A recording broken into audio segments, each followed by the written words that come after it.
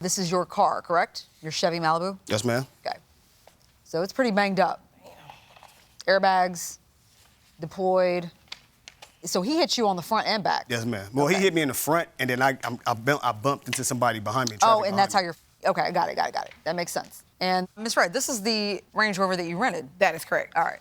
Yeah. So what happened to the wheel? It came off when he hit me. Oh, my God.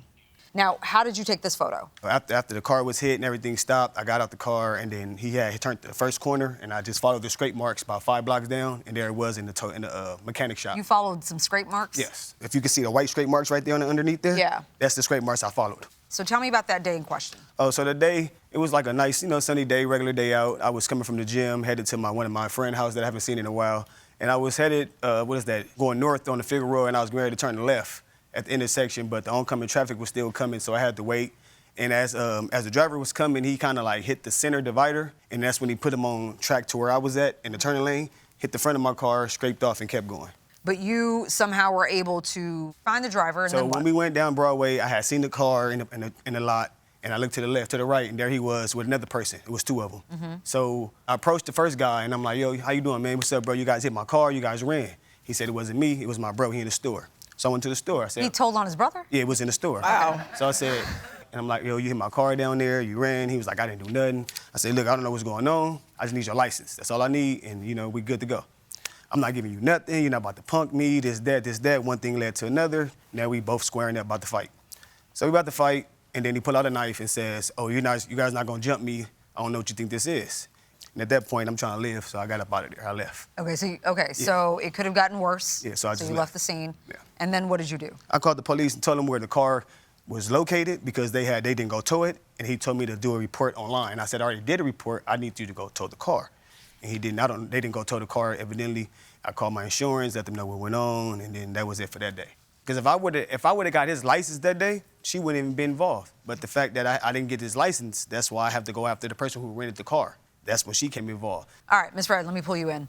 So you rented the car for a trip you were taking to Las Vegas? Yes, that is correct. And you never took the trip because you got COVID-19? I never took the trip because I had COVID. So I probably was in the vehicle probably like one day, and then I had got sick. I went to the hospital, found out that I had COVID. They kept me for observation. Once I left the hospital, I was not able to go back home. I had to go in quarantine away from family members. Where did you leave the car parked?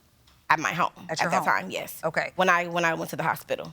Where were your car keys to the rental? My car keys was in the house. Did you live with anybody? Yes, I did. At the time, I was living with my mother and my 2 brothers.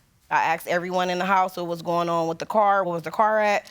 Everybody was like, oh, we don't know. That nobody knew what was going on. So I called down to the police station and filed a police report. Okay, and then what happened with that? They gave me an incident number on the police report and said that they would follow up with me. The next thing I know, I received a letter in the mail from Enterprise stating that they found the car in a location and they towed the car to the lot, and basically it was like a receipt of what I owed Enterprise from the damages. So that's when I then started to follow up and started to ask my family members, someone needs to tell me what happened, because now they're saying that the car was in an accident, and When you thought the car was stolen, why didn't you also notify Enterprise?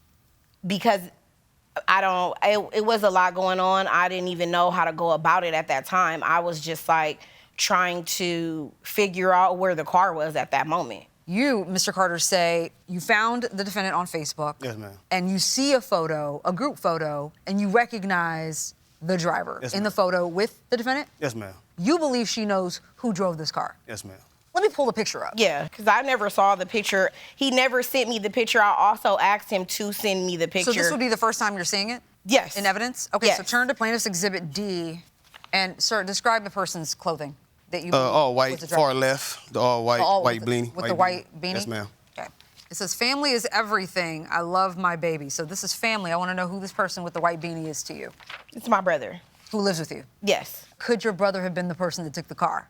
There is a strong possibility that he could have been the person who was driving the car. And you're saying that the plaintiff is basically suing the wrong person. He's sue my brother is what you're saying. He's suing the wrong person. I was not driving the vehicle. Why am I being sued for an accident that I did not have? Mr. Carter, that's a good question. Want to answer that? Yes, ma'am. I'm going to answer that. Because she rented the car, and so she's the sole owner of the car, so she got to take responsibility of whoever was driving the car at the time.